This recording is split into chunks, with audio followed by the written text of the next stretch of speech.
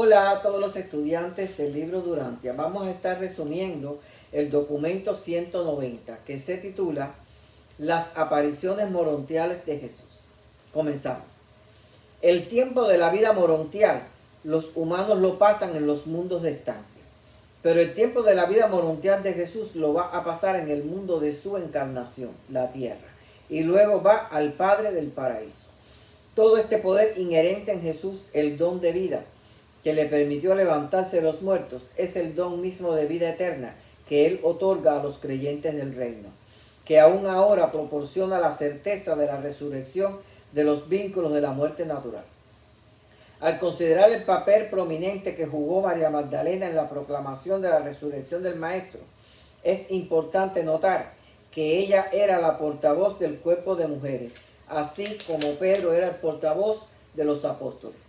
Existían limitaciones impuestas a la mujer para dirigirse a los hombres extraños, pero Magdalena estaba llena de amor y devoción por su maestro, que olvidó esas convenciones al preguntarle al supuesto jardinero de José dónde estaba el cuerpo de Jesús.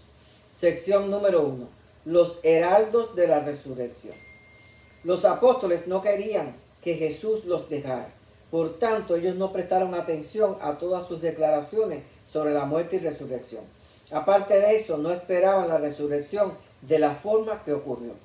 Mientras María Magdalena había regresado angustiada al sepulcro, las otras mujeres fueron a casa de José de Arimatea a contar lo sucedido, y todas las mujeres allí creyeron. Luego fueron con la hija de José de Arimatea a casa de Nicodemo y contaron todo a José, Nicodemo, David y sus asociados. José y David estaban dispuestos a creer, tanto que se fueron deprisa a inspeccionar la tumba y encontraron todo como las mujeres habían dicho. Pero fueron los últimos en verlo, pues el sumo sacerdote envió al capitán de la guardia para que inspeccionara, y este de paso se llevó los mantos fúnebres. El capitán lo envolvió en la sábana y lo arrojó a un precipicio cercano. Desde la tumba, José y David fueron a la casa de Elías Marcos para conferenciar con los apóstoles. Solo Juan Zebedeo estaba dispuesto a creer. Pedro creyó al principio, pero comenzó a dudar al no ver al maestro. La mayoría estaban dispuestos a creer en que los judíos se habían llevado el cadáver. David no quiso discutir con ellos, pero al irse les dijo así: vosotros sois los apóstoles y deberían comprender estas cosas. Yo no voy a discutir con ustedes. Me voy a casa de Nicodemo, donde quedé reunirme con los mensajeros, y los enviaré en su última misión, como heraldos de la resurrección del Maestro. Yo le oí decir al Maestro que después de su muerte se levantaría el tercer día, y le creo. Y al marcharse dejó caer en el regazo de Mateo la bolsa de Judas que contenía todos los fondos apostólicos. Al llegar David a la casa de Nicodemo, se reunió con los hombres y le dijo: hombres y hermanos, todo este tiempo me habéis servido con vuestro juramento y nunca hemos enviado información falsa. Estoy a punto de enviaros a vuestra última misión como mensajeros voluntarios del reino, y al hacer así os libero de vuestro juramento, disolviendo este cuerpo de mensajeros. Yo os declaro que hemos terminado nuestra obra. El Maestro ya no necesita mensajeros mortales. Se ha levantado de entre los muertos. Él dijo que lo arrestarían, lo matarían y se levantaría el tercer día. Yo he visto el sepulcro vacío. Él ha hablado con María Magdalena y 4 mujeres. El mensaje que llevaréis a todos los creyentes es: Jesús se ha levantado de entre los muertos, la tumba está vacía. Muchos le persuadieron a David para que no lo hiciera, pero ninguno pudo influir sobre él. Y estos heraldos de la poderosa verdad, hecho de Jesús resucitado, cumplieron su misión así como habían hecho tantas otras, satisfaciendo su juramento ante David Zebedeo y ante ellos mismos. La mayoría de ellos creía en lo que David les había dicho. Cuando David despidió a los mensajeros, fue a casa de José a buscar a su madre para ir a Betania y reunirse con la familia de Jesús que aguardaba. David moró allí con María y Marta hasta disponer ellas de sus posesiones terrenales, y las acompañó cuando partieron para reunirse con su hermano Lázaro en Filadelfia. Juan Zebedeo acompañó a María, la madre de Jesús, a Betsaida.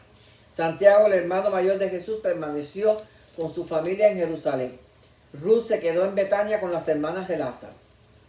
El resto de la familia volvió a Galilea.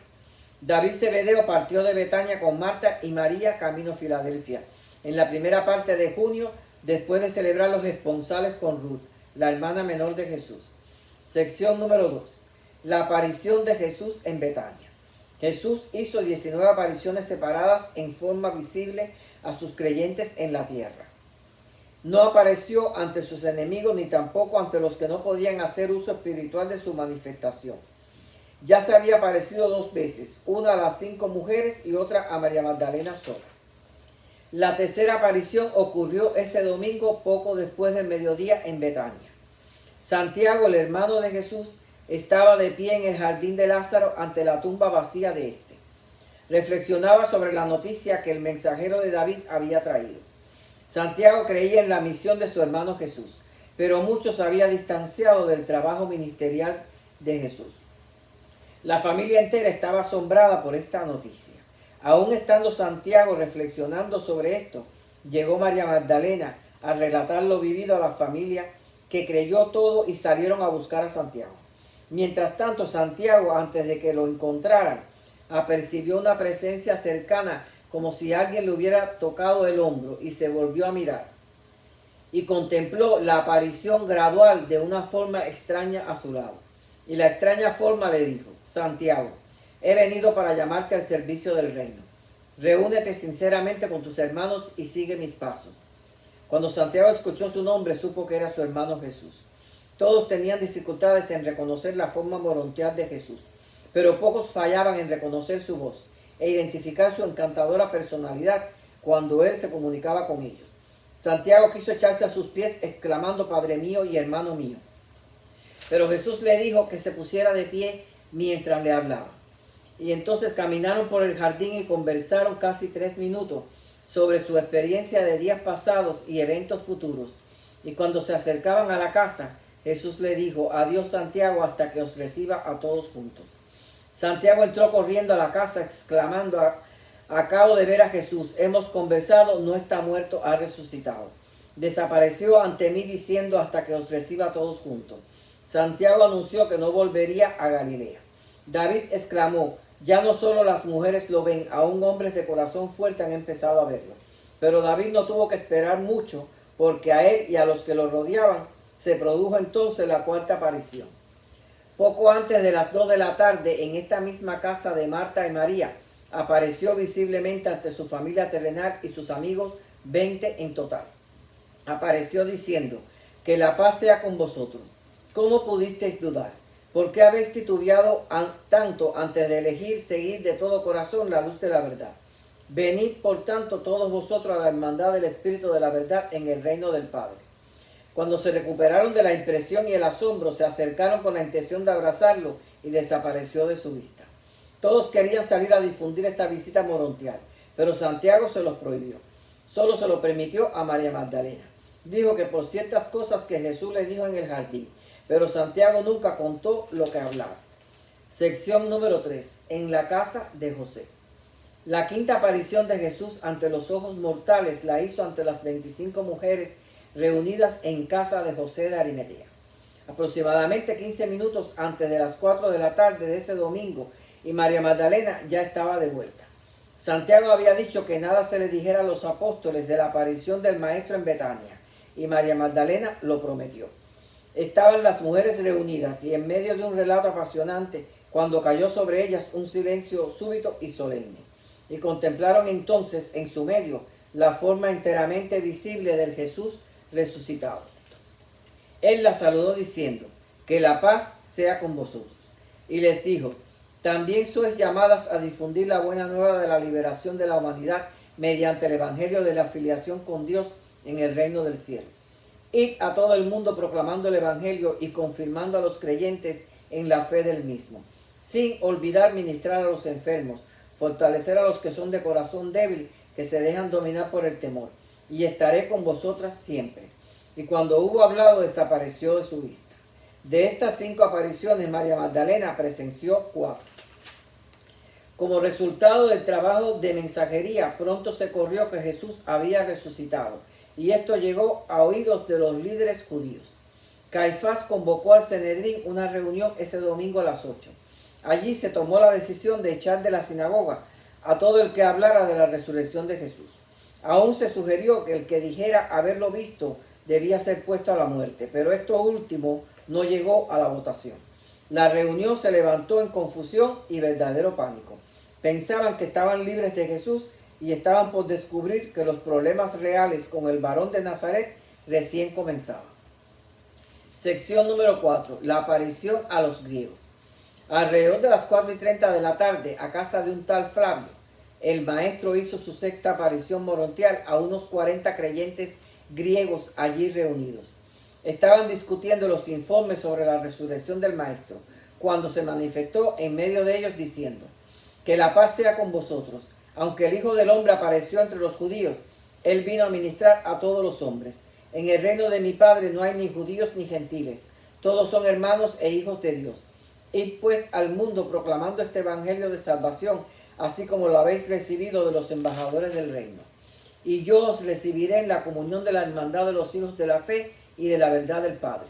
Y al terminar se despidió y no volvieron a verlo. Esa noche estos griegos, muchos de los cuales estaban en Getsemaní el día del arresto de Jesús, no durmieron. Pasaron la noche hablando de estas cosas y esperaban que el maestro los visitara nuevamente. Los informes sobre las muchas apariciones ya se estaban difundiendo rápidamente. La ciudad entera estaba en intensa excitación. Jesús piensa mucho acerca de sus apóstoles, pero desea que sigan estando solos por unas horas más, para que reflexionen solemnemente y consideren las cosas antes que Él los visite. Sección número 5. La caminata con los dos hermanos.